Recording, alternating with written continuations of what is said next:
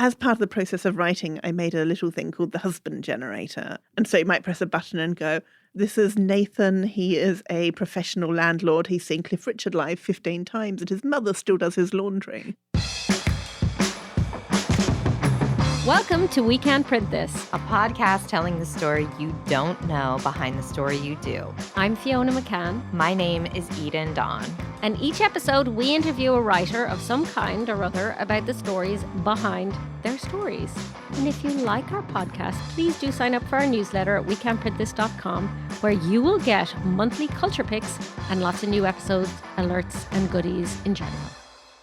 This week, the travel gods smiled upon us because we were lucky to get Holly Gramazio in town from London. Her name is so fun to say, Holly Gramazio. Oh, I'm glad you said it out loud because I didn't know that was how it was said, and I think I've been mispronouncing it. Sorry, Holly. Holly is a writer, a game designer, and a curator from Australia, but now based in London. She founded the experimental games festival Now Play This and wrote the script for the award-winning indie video game Dicey Dungeons. But importantly, her debut novel, which Fiona and I are obsessed with. It's brilliant. It's so good. The Husbands came out to much buzz in April. We got her in the studio in Portland right after she'd flown over here from being on the Today Show, with Jenna Bush selecting it for the show's Book of the Month. And she was a celebrity bartender guest on Watch What Happens Live with Andy Cohen. And all of this is just kind of amazing for a first-time author. And yet kind of unsurprising when you meet Holly. Yeah. I would put her on my show. Okay, great. We did. Oh, yeah. Wait. That actually happened. That it did happen. Anyway, I think one of the reasons maybe not only is she utterly charming and a wonderful person and incredibly smart and creative, but also her book is just this really brilliant concept. And I'm going to explain it for you listeners. Basically, there's a central character, Lauren. Lauren comes home from a rather drunken hen night or bachelorette party, as you say in this country. Yeah. And she walks in her door and is greeted by her husband, who seems like a lovely man, except she has never seen him before in her life. And to the best of her knowledge, she is unmarried. However, when she glances at her phone, I thought this was such a good detail, she sees a picture of him. And then it turns out all her friends know him and are aware that she's married to this man. And there's wedding photos on the wall of her apartment. Which is slightly different to the way it was as she remembered it. All this to say, turns out Lauren has a magic attic. And this magic attic produces husbands for her. So when this first husband goes into the attic to fix something or fetch something, I can't even remember what it was, a new husband comes down. And then there's just a stream of husbands coming out of that attic. Stream of husbands, but only one at a time, in case people think it's an inundation of husbands all at once. One at a time's enough. One at a time is plenty. And I think what's so genius about this concept in one way is because Lauren gets dropped into married life with each of these men after all of the infatuation and the bit where you're trying to kind of get to know somebody and impress them a little bit, or being a bit fake or whatever, or pretending you're like really into that indie rock band or whatever it is. And instead that was a very pointed look at me, Fiona McCann. We've all done that. We were like, oh my God, I love them too. Yeah, I love that band. Love them so much. And anyway, I think just this idea that you kind of arrive mid-married life and you get to try it on and see like, what would it be like after all of this thing? And then if you don't like it, boom, send them back up to the attic. Yeah, Next. Honey, can you go get a blanket out of the attic? Thank you so much. New one descends. It is not a huge spoiler to say there are hundreds of husbands in this book that some we get to know well, some we barely see for a second, but there are just so many. So many husbands. And I kind of loved that too, because I feel like there's a literary trope about wives in the attic, right? Since the time of Jane Eyre, like put the mad women in the attic. And yet here's an attic that's replete with husbands. Just turns it all on its head and fires them down the stairs one at a time. And they're brilliant. And it's brilliant in so many ways. The level of creativity to it, and then all from a debut author. It was just really fantastic. And I am excited for everybody to hear more from Holly. I've been interested for a while in the idea of just jumping into the middle of a relationship and seeing what it's like when you've been in it for 2 years or 5 years or 10 years and skipping all of the bit where you're trying to impress each other and the bit where you're deciding whether to move in or not and the bit where you try to figure out whether there's a shelf that you don't both, like at least one of you doesn't desperately hate or whatever it is to put in the corner. And I kind of originally started messing around with that idea as a little text-based video game 6 or 7 years ago now, because my background is in games and game design and games writing. So I thought, oh, well, that's a gamey kind of thing. Maybe this is a structure where you stay in a relationship or not, and you just keep pressing to stay or to go, and then you jump sidelong to another one. That seems like it could be a fun little kind of arty video game that I could mess around with, maybe make in a week or two.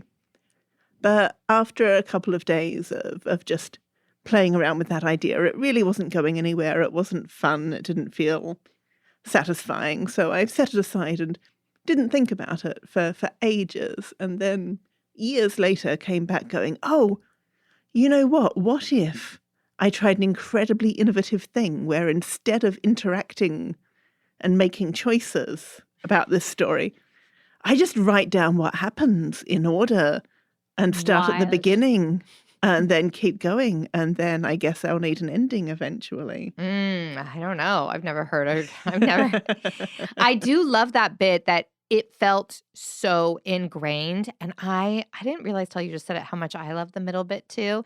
This is such a ridiculous thing, but do you remember the movie Benjamin Button? I know it's a story as well, but the movie specifically, they have like a montage of their life at the point when they're all in their relationship. And that's the part that always made me the most upset. I'm like, look at this life. Look at the bit where they're like having a fight in the corner, and look at the bit where they're laughing and watching TV. All of that was the thing that made me believe it more, because it's a believable story, Fiona, you see. It's very believable. Wouldn't it be so handy as well to be able to just jump right into the middle and go after the infatuation has waned? That's where the comfort is. I love that. That's why I'm like, that's where the annoyance is. But the comfort. What's it like? Is it still working after 3 years, after 5 years, whatever it might be?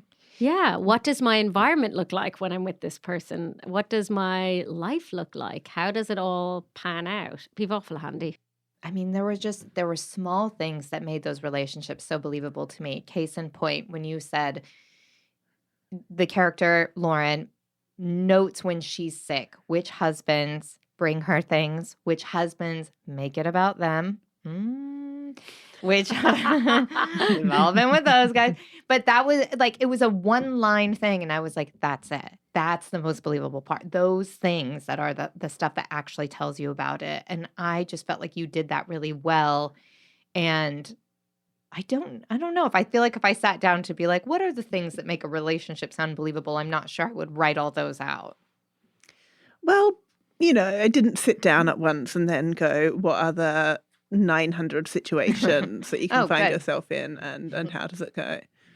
I think I kind of just accreted stuff gradually over the course of writing.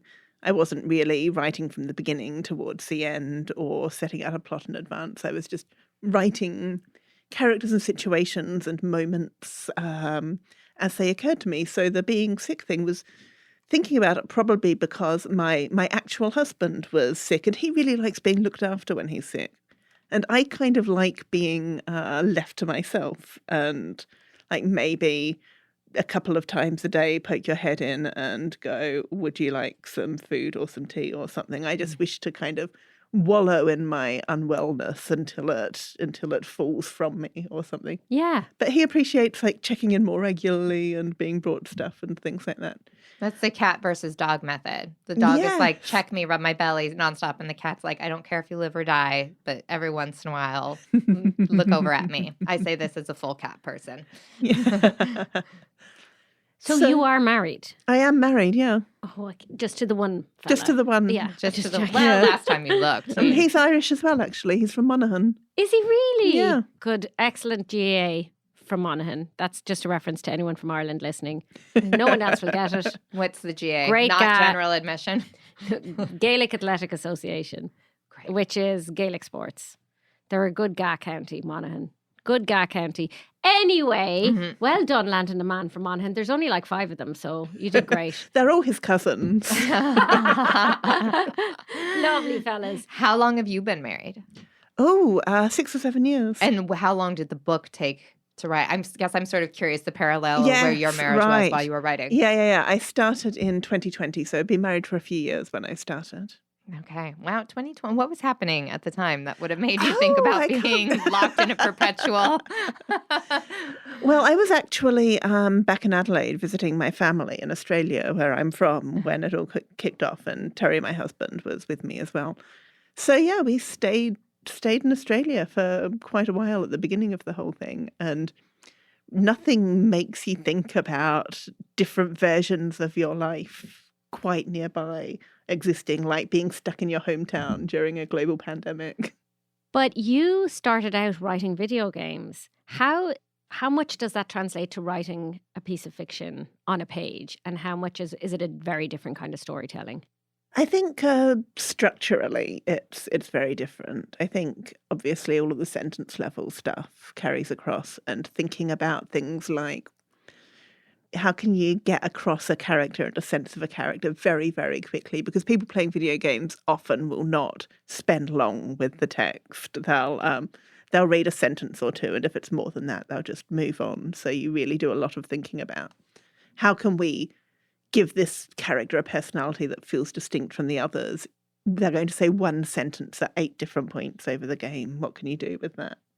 And I think for the husband specifically, that was an incredibly useful bit of training to have, because there are so many of them and you want them to feel distinct. And that really felt like video game writing had been good training for that. But then structurally, it's very different, obviously, as you just said. Yeah. When you write stuff for video games, often you don't know particularly what order people will encounter things in. It's lots of little standalone pieces, and you might go, well, this scene will always happen at the start, this scene will always happen in the middle, but you don't necessarily know exactly where your reader has come from when they hit a particular scene or meet a particular character. So even just in terms of knowing what people are thinking and where they're looking at and what they know, it's a very different kind of thing.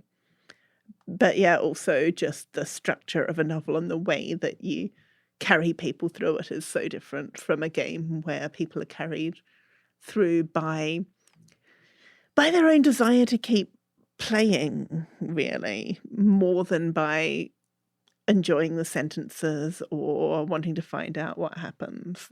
I was just going to say, I had made the connection, which I'm sure is quite common, of the gamifying of dating, right? Like we know the Tinder world and the all of those apps of the swiping. And since we're all married, perhaps we've done that thing where our single friends let us, and I love to. I especially love when my male friends let me swipe around and usually give them a new photo. Yes. They always need a new photo. They always need a new photo. One of mine he was wearing a bike helmet in his primary photo. Oh, that's not useful. That's not useful information. I was like, no. And I gave him a new fancy photo, and he got a girlfriend in a week. You're welcome. Incredible. And I made the gaming connection there because that's what we've turned dating into, right? The swipe feels like that. But I hadn't thought about the fact that the whole thing has a game quality to it, because each life is kind of a choose your own adventure. How long does she stay? How much of a relationship does she get into? Does she just spend more time with her neighbors downstairs?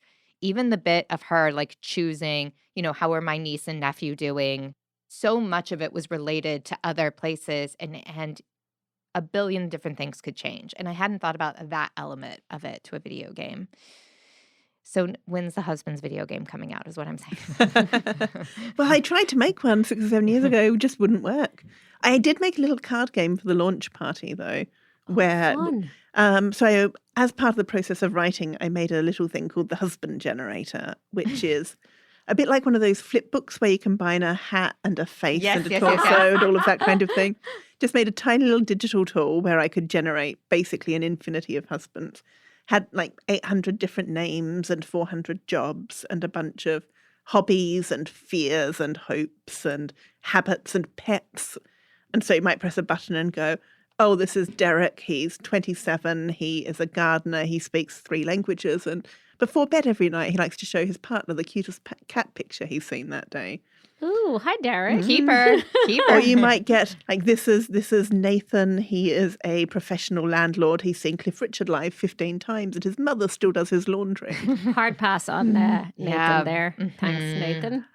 And so over the course of making that, I didn't actually use it to give me too many ideas for husbands for the book itself, but making it was really useful because it made me think about the different ways that people can vary and expand my sense of who Lauren might meet and end up with. I'd look through a list of jobs and go like, oh, tree surgeon, that's a cool job.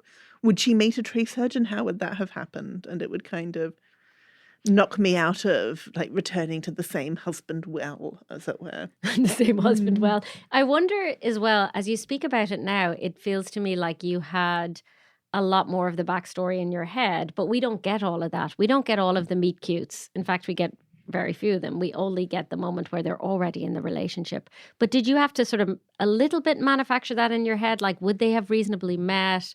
What would the backstory have been in order to get to the point where we meet them?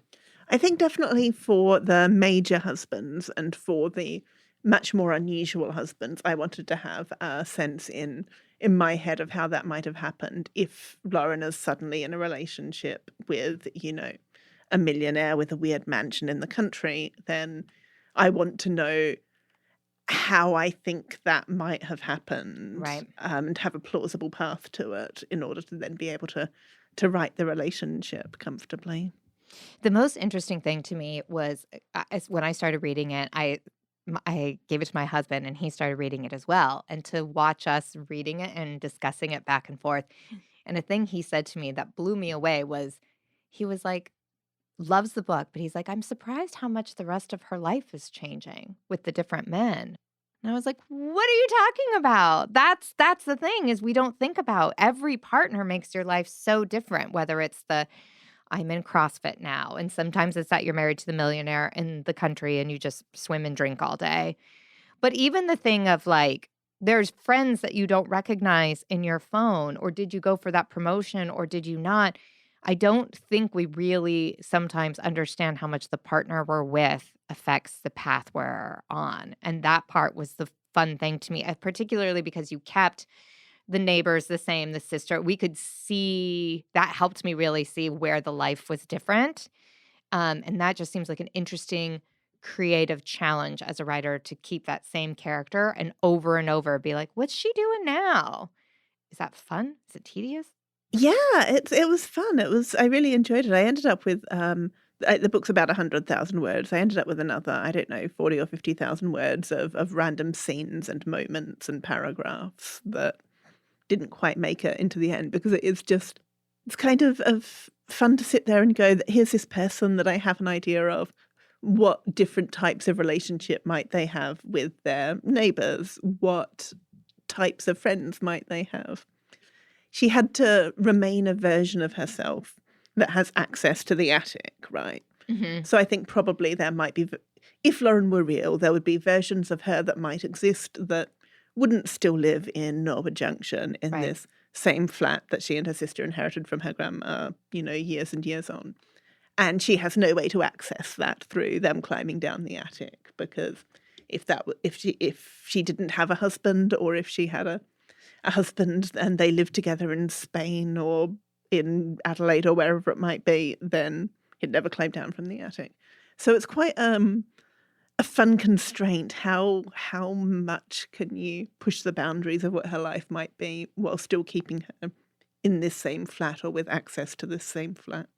Mm-hmm. I mean, it's interesting to me because like there's the fantastical thing about trying on husbands, which I think, and to some extent you do in your 20s, or, where you like meet somebody, then you're like, would I end up in Australia with this fella? Or would I be the artist because he's got a stable job or whatever it is? Yeah. But I think what was kind of most compelling about your book to me is that I felt like it had something very profound to say about marriage and about what happens after all of that. And what deal breakers are. That was always interesting to me, is what is the thing that made her go, I'm done. Get back Get up your there. ass in the Get back attic. up there, sunshine. Yeah. And these are all obviously things where in some version of the world she decided it was fine. She thought, oh, I don't like those shoes, but you know what, I can look past them. Or it didn't even register to her to go like, no, thank you, because she had sort of eased herself into the relationship more gradually and had that process of getting to know someone better and finding out more about what they're like day to day before you discover that they're extremely whiny when they have a minor cold or whatever it might be. Yeah. So, yeah, she had a lot of deal breakers when they were immediately presented to her. Like, oh, I hate this wallpaper that we've done this flat up in. Please go back up into the attic. That clearly, if it had come in a more gradual way, she'd have worked herself around to being the kind of person where she was okay with that. Yes, where she wakes up one day and thinks, oh, look at our wallpaper. What have I become? No, but I also think, there's also a point about how you can only send people back up to the attic so often. Like there's a limit to that, right? At some point, which again, to me had profound things to say about marriage and the choices that we have to make at some point where obviously my husband's perfect, just in case he's listening. But, should he have any imperfections at some point, you have to make that choice to live with it, right? I kept wondering what thing would be the deal breaker that Ashad would send me back to the attic for. I was curious. I was like, I wonder. I feel like there are some days. I mean, he loves me, but if you were dropped into all of my neuroses at once, maybe they're not quite as charming, all full tilt as they are spread out slowly over a decade. I mean, were you kind of conscious of wanting to say something about marriage and about, as you say, relationships after that point of infatuation? Because I feel like we have a wealth of literature about meet cutes and, and cinema too, obviously, and possibly video games. But we don't have as much about the point of a relationship that you have parachuted into. I think when I started writing, the thing that I really wanted to talk about was how making decisions is difficult, but you've kind of got to make them anyway. And relationships seemed like a useful way into that because they're so big and impactful on the rest of our lives and emotional and lots of space for jokes and lots of space for little incidents. But definitely when I started out, I was more motivated not by the specific details of it being about relationships, but that sense of putting off a decision because you don't want to make the wrong decision. You want to figure out exactly what the right decision is. But in reality, in almost all situations, there's not a single right decision. There's a bunch of pretty good decisions. There's a bunch of terrible decisions. There's a bunch of stuff somewhere in the middle. And that desire to optimize and figure out the one perfect decision means that you miss out on a lot of the good possibilities, the making the most of the not provably perfect decisions that were available to you. I personally am terrible at making decisions, or I wouldn't have had to write this book, I guess. And the bit of me emotionally that I was sort of digging into that was trying to decide what bit of work to focus on. So I have a background in game design, but also games writing. And the games that I've designed have been sometimes digital, they've been physical, they've been for museums and art galleries. And I curated events, and I was interested in, like long form narrative writing. And that's probably too many things to try to do at once. In one lifetime. Yeah. Like, fine, I've spent, 10 years, 15 years trying to do all of these things in different ways. Maybe it would be a good idea to pick one or two and hone in on them. And almost any of them would be fine, would be an okay thing to focus on. I enjoy all profound. of those. I know. I feel like you're speaking to my soul right now. I would like to hear a little bit about, because this is your debut novel, and it's so impressive, just that fact that it's a debut novel. I feel like, and it hits all of these notes, and the characters feel so real. But I'd love to hear a little bit how that came to be for a debut novel to get this much attention, and you're obviously now touring the world with it.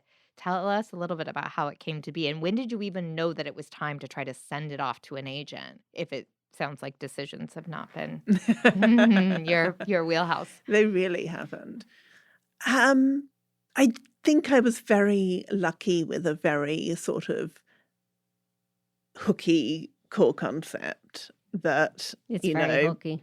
you know, infinite supply of husbands come out of someone's magical attic. You can kind of imagine a bit about what the reading experience is going to be there and what sort of fun you might potentially be into for if you try to read that. I got a very, very, not even a first draft, a huge sort of messy document full of husbands and things out of order and jokes and scenes and ideas, not even slightly in any order or whatever. Basically written over 2020. I would do sort of an hour of that in the morning before I did my other work mostly. Then I sort of set it aside for probably a year or so and kept occasionally thinking, oh, I should open that huge document and see what's in it. Oh, no, that sounds hard and scary. No, thank you. And then I signed up, sort of tricked myself by signing up to a little 10-week online course with an organisation called CityLit, which does adult education stuff, which was run by the writer Rona Sayer Buchanan. It was essentially for people who were at the stage of wanting to polish the first sort of 10,000 words of a novel that they had a draft of, which is perfect for me. I didn't quite have a draft at that stage, but I was close enough that I signed up and then went, okay, great, I have to do this now. So we love an imaginary deadline. And if Right. you don't have one, create one, sign up for something. It's the only way to get it done. Yeah, absolutely vital. I would never have got anywhere without some sort of, this has to be done by such and such. So I had to get the first 5,000 words together and then the second 5,000 words together. I felt physically ill when I sent off the first 5,000 words. It was the first time anyone had read any of it. I was like, oh my God, what if it's awful? terrible? Yeah. What if it's terrible? Oh no. I'm so embarrassed. I know what you mean. And thankfully, the people in the class mostly liked it. And that was very invigorating and kind of gave me a bit of impetus to keep going back to it and try to pull the rest of it into some sort of shape and think about how to thread it all together and find a pathway through and a way to manage the pacing and the structure of it that worked in this new to me form. And once it was getting sort of closer to pull together, I started reading a chapter aloud to my husband every night. Oh, stop wow. it. That And is he- the cutest thing I've ever heard. Incredibly, he is the ideal first listener because he has no capacity to conceal his thoughts. So if he's a little bit bored, that's on his face. If he doesn't understand a joke, that's on his face. If he got to the end of the chapter and he didn't seem a little bit disappointed that it was over, if there wasn't a little bit of like, oh, he would like to hear what happened next, and it was like, well, this isn't quite propelling him onwards well enough. I need to go back and like just fiddle with the ending of that chapter. You were with the very structure of good that at the chapter a mini little bit. cliffhangers at the end. I kept staying up way too late because I was like, I well, know. I just need to know a little bit more. Well, you've got Terry's unlying face to thank for that. Thank you, Terry. Good job, Terry. Well done, Monaghan lad. And then, after that, I theoretically had an agent already, Veronique Baxter in the UK, because years ago, Penguin Children's Imprint had got in touch with me and my colleague about doing a book version of a card game that we'd designed. And we said, yes, that sounds great. And a friend introduced us to her agent to get general advice on how to approach that discussion. And she, Veronique, said, oh, I can represent you in that if you like, because it turns out it's quite easy to get an agent if you've got someone who already wants to pay you to make a book. We've heard that in here before, actually. Yep. But that ended up falling through. Didn't happen. Couldn't quite come up with a structure for the book that we were happy with and that they were happy with. So never happened. And then years later, written this novel, sent her an email going, essentially, I managed to write this so it sounded like a normal person email, but the subtext as I was writing it was essentially, hello, you've probably forgotten that I exist, but technically we have a contractual relationship. You will be very dismayed to hear that I've written a novel, but I'm hoping that a sense of politeness will oblige you to read the first 3 chapters, which I attach here with. And thankfully, she liked it. Oh, leaning on the politeness. Good Yeah, for you. right? Yeah. Yes. I hope you have manners enough to read this, is what you're saying. I love it. And yeah, she had some suggestions, partly about cutting out some of the too many words that were still in it at that Oh, point. I thought you were going to say extraneous husbands. I was like, ruthless. Well, some of them did go as well. And partly about having a better ending, which I then spent a month walking around going, oh, if I could have thought of a better ending, I would have written one. And then eventually did go, oh, wait, no, okay, fine, this is a better ending. Did a new ending. Was glad to have had that push. It's a great ending. Thank you. It is a great ending. Thank And I you. was very curious in your acknowledgements because you said that at some point you had multiple endings. I did. and I thought it was so clever because, Lauren's bad at making decisions. Mhm. Maybe the way that she tricks herself into making decisions is by flipping a coin. So what if there are different endings for different coin flips? And Ooh. then you as the reader are invited implicitly to flip coins of yourself and then have the ending that is correct for you. I wrote that and thought, this is very clever. I had 8 endings at that stage. I managed to sort of winnow that down to 3, which Veronique kindly pointed out as still too many endings,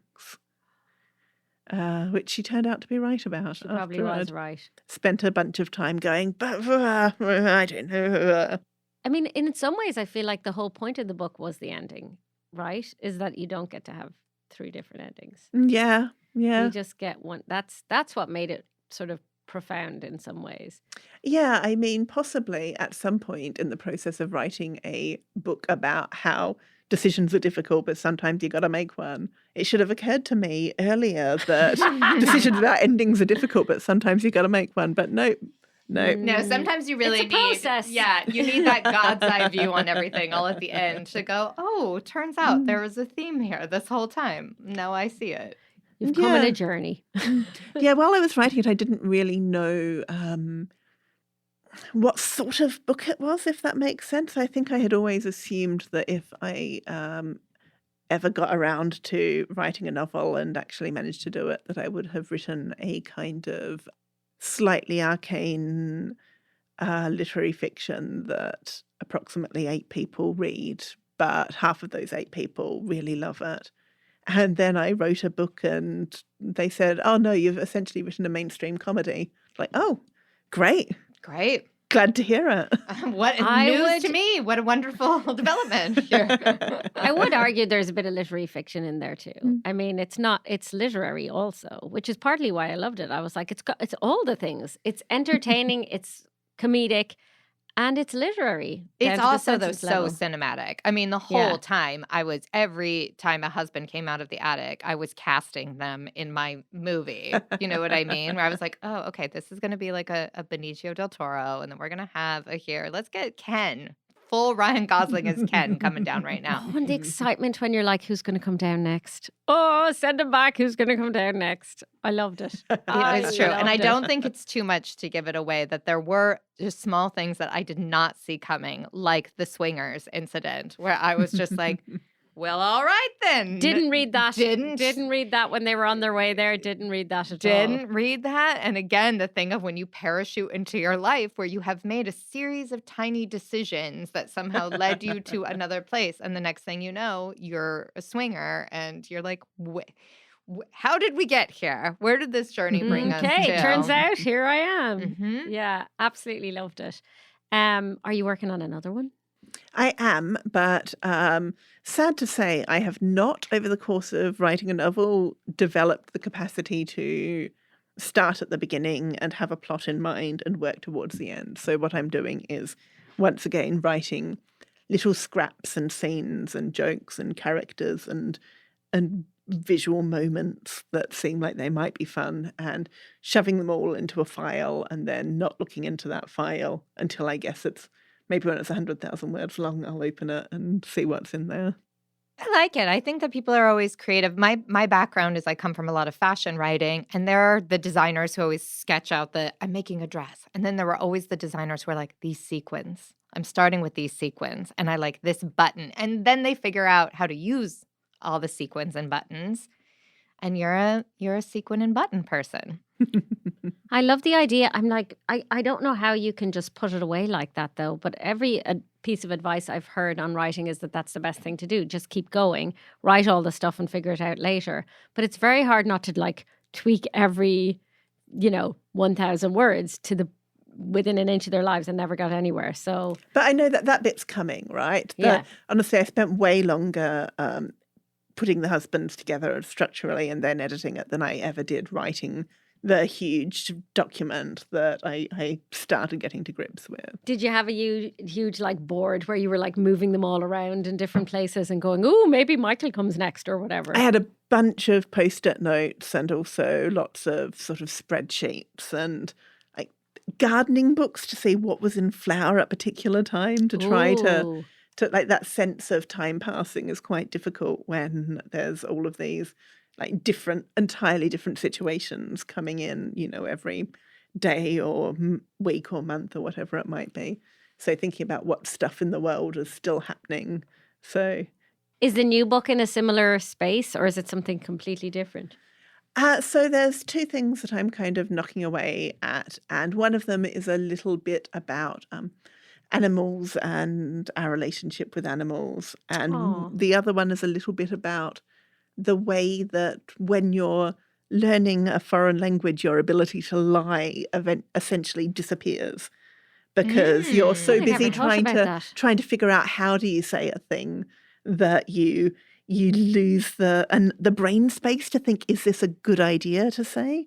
I'm going to see, of course, immediately I'm like, I'm going to see if I can lie in a foreign language. I can't even lie well in English, so I've got a real task ahead of me. I'm very excited to read the next one now, but I'm ready for it now, so could you get on with it? Well, thank you again to Holly for joining us. What a treat and a delight, as Eden would say. Super treat. You can sign up for her newsletter at hollygramazio.com. And that's it from We Can't Print This for today. Please sign up for our newsletter, as well as Holly's, at wecan'tprintthis.com, where you'll get culture picks and other fun delivered to your inbox each month. Thank you to our producer, Owen Agnew, and to Dave Depper for our intro music. This podcast was recorded at the Writer's Block in Portland, Oregon. And a big thank you to our third office mate, Rachel Ritchie, for constantly pushing the idea of the Nordstrom Cafe salad. And if you're a writer with a great behind-the-story story, please do write to us at wecan'tprintthis@gmail.com.